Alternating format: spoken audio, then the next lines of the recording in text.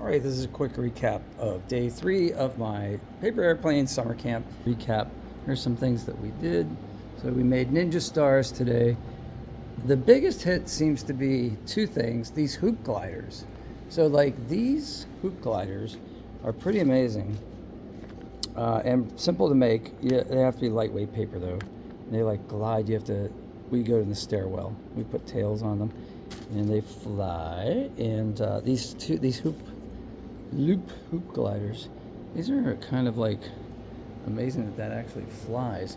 So those are good. We did other kinds of airplanes. We did some drawing contests, so who could draw the best airplane, beach, other things like that. Yeah, we had a pretty good one. So it was all indoors today. We didn't go outside at all. And they did how far could they throw. They could do like how far their gliders went down the staircase. Yeah.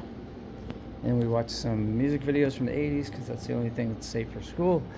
So everything after that has its chest of lyrics and bad words. And showed them some safe videos. Everybody makes some videos for school that are safe for school.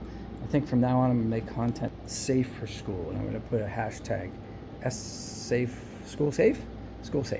And then, yeah. So hope you guys have a great day out there.